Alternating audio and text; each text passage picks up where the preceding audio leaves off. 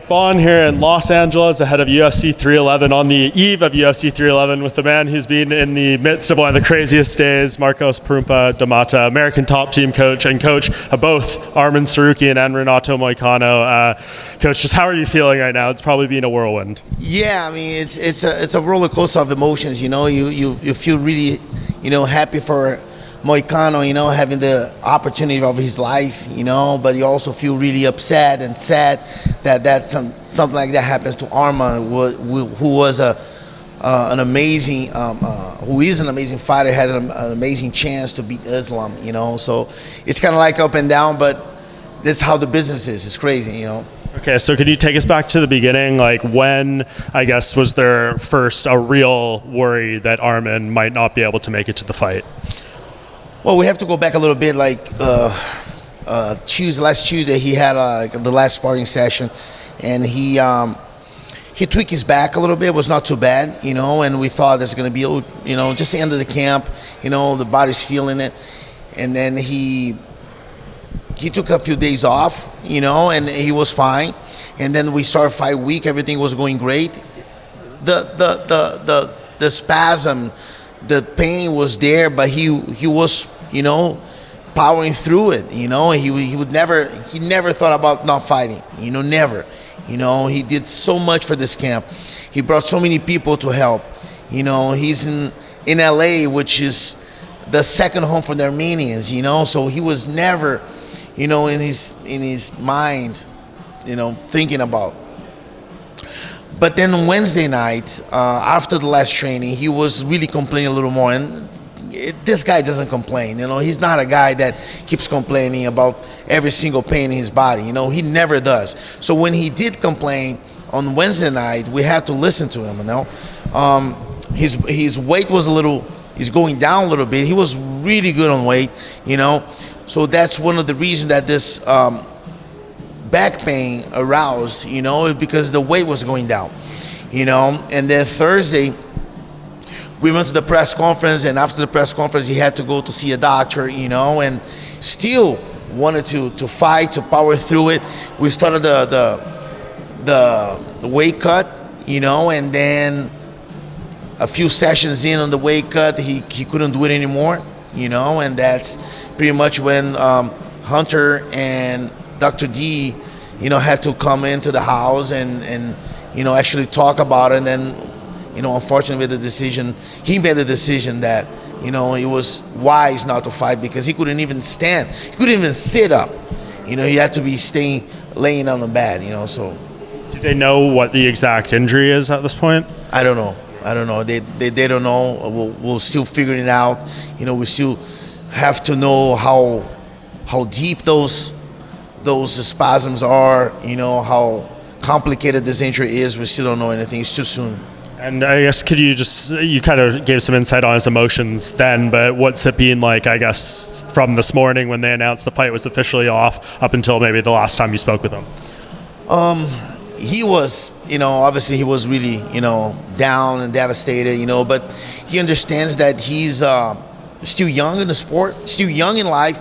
He still have a lot of, he's going to have a lot of opportunities, to fight for titles again and again and again. And his health is more important than anything, So obviously no one liked it. No one involved in the camp liked it. Everybody was really upset. But, I think he should be fine in, a few weeks. And then we're going to sit down and talk and see what's the next move.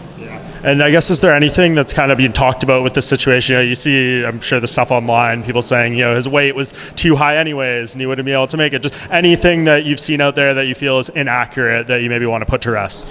I mean, I haven't seen those accusations, but that picture that people are talking about, that picture, I yelled at him because he was too light. On that picture, he was 174. Already too light for the week before, so how pictures are, people went crazy with that picture, and it's not true at all. His weight was fine, his weight was actually ahead of schedule coming in here, ahead of schedule of all other fights that have been together, which is this is number 11 fight together, me and him. So he was always very good on weight. And this one, he was ahead of schedule. So like, that's not true. That's not true at all. And just last thing before we shift to, I guess, the positive side of this, you said, you spoke to Hunter and all that. You saw Dana White's video, and, you always listen to the way Dana words things carefully, and he kind of said, like, Arman felt he couldn't fight, like, as opposed to, we ruled him out or something. What is your sense of, like, how the UFC feels about this? Do you think they just understand stuff happens and he'll probably fight for the belt when he's ready to go? Is there some anger? What did you get as your sense?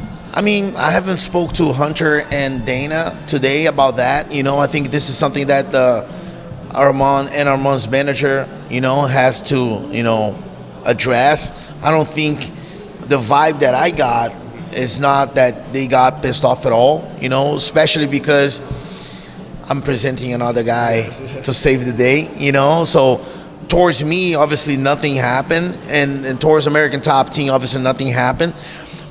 But I don't see this being a big deal as far as them like being mad at Arman or something worse happening. And stuff happens. This is the sport. I mean, there's other instances of things like this. Head Brow back in the day with TJ Dillashaw. So things have happened. Habib pulled out almost in the exact situation here against Tony. So things happen. And they weren't able to save the fight then, but they did save the fight now. And okay, so tell me about the other side of the coin here. All this is happening. I'm sure it's upsetting, but what are you communicating? What's being communicated to Moicano as far as like, you need to hit 155 on the nose. This could happen. Could be you. It could be Beneil. Like what's all happening as Renato Moicano gets into this fight? No, we knew from the beginning, from any possibility that something like that could happen. Moicano will be the replacement, So Hunter reached out to us and say, "Is that possible for you to make 155?" And he said yes. I'll make 155 and don't worry about it. So around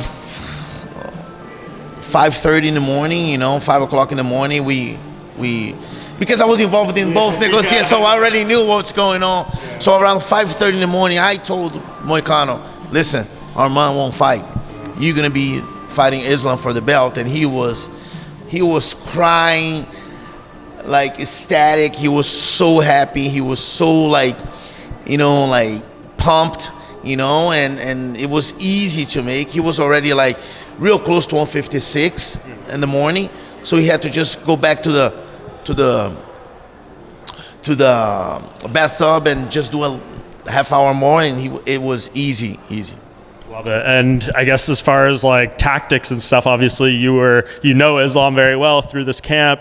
What have you done preparation wise with Moicano over the past 16 hours, and whatever you do tomorrow morning, or just with all this time, how do you get ready for Islam Makhachev, who is ranked number 1 pound for pound in the UFC? I mean, there's a few things that Moicano won't be able to do, like Arman, and that was something. There's some things that Arman wouldn't be able to do like Moicano, So we have the information, we have the strategy, We talked a little bit, me and Moicano, about what we have to do, what we have to avoid, But technically, he wanted to just do everything like tomorrow morning, And as far as like practicing techniques and everything, we're gonna do everything tomorrow morning, and I think we can have a pretty good idea what would be feasible to take from Arman's strategy, Arman's preparation to Moicano's. And do you feel like the skills are what they are at this point? The training is done. For Moicano to win this fight, is it going to be mostly mental? Is that how he's going to pull this off? You know what? People have been asking me those questions, and I'm going to tell you the same thing I told when people ask about Arman. The strategy to beat Islam, you have to be complete. There's not one area that you're going to be, okay, let's say, for example, I'm going to take him down and I'm going to be safe. Or I'm going to keep the fight steady and I'm going to be safe. No, with him, you have to play bottom, you have to play top, you have to play wrestling, you have to play striking, you have to be good mentally and physically, and you have to have gas. So I think the opportunity for Moicano is perfect timing. His mindset is amazing. For the last 3 fights, in the whole 2024, the only one hiccup was the knocked down by Jalen Turner. You know, and other than that, it was a great year for Moicano. You know, he grew up so much, not even on his personal life, but also in the cage. You know, his media. You know, and he's in the perfect time at the perfect situation. You know, so I believe that he's gonna make a lot of people surprised. That's what we believe. We believe that we can make it, we can do it, and let's see you tomorrow. For sure. Okay, so two last things. One, what's this like for you? I mean, there's emotions. I know, like, there's the heartbreak for Arman, there's the happiness, but like going into this fight, it's now the main event. It's a championship fight. Moicano's been your guy forever. Like, is this nerve-wracking? Is it exciting? Like, knowing what this would mean to you, to the team, to the sport, and everything? Or like, how would you describe your emotion? No, I think I'm coming in with the same emotion that I had for Arman. You know, it's a very important fight, a very important fight for American top team. You know, we have one belt, we going for another belt right now. You know, and the number one pound for pound. That's a huge spotlight in the UFC 311. You know, and as far as the emotions, it has to be the same. It has to be calm. It has to be composed, so I can help Moicano, not only me, but like the other coaches, help Moicano to make this a reality, you know. And for Moicano, I mean, what can you put this story, if he gets this done, like, into context? This was a guy who was a featherweight for a long time, couldn't really get over the hump against the biggest names, as you mentioned, being on a great run at lightweight now, and here he is fighting for a championship on one day's notice. Like, what, I guess, would this mean for his career, for the sport? Like, would it be one of the bigger upsets in UFC history for him to do this on this notice? What's your thoughts here? I think yes. The answer is yes, you know, but it was not like, yes, it was one day notice for Islam, but he was ready for Dariush. He was ready to put up a show and maybe try to get this fight 6 months from now. Yes. Guess what? You got the fight right now. Make it happen, you know, and and when he makes it happen, it's going to be such a storyline for everybody to see that guy that came, you know, from featherweight, not doing great, and almost undefeated in the lightweight, you know, having so many challenges. Well, last fight was a challenge, going in Paris against BSD. You know, everybody was expecting him to lose. He went there and did what he did, you know. So I think it's going to mean a lot for him personally. It's going to set up his life for a very good future, you know, and especially for American top team getting the second belt. Yeah, actually, one more. Given he's in this fight now, is he forever Money Moicano? Forever Money Moicano, yes. Now it's going to be real Money Moicano. Okay, and if he pulls this off, this might be the most watched post-fight interview in the history of the UFC. So we'll see how it goes. Obviously, First things first, got to get it done. Coach, appreciate the time so much. Get some rest, man. Yes. Big night tomorrow. Thank you. Thank you so much. Thank you for the opportunity, and let's go.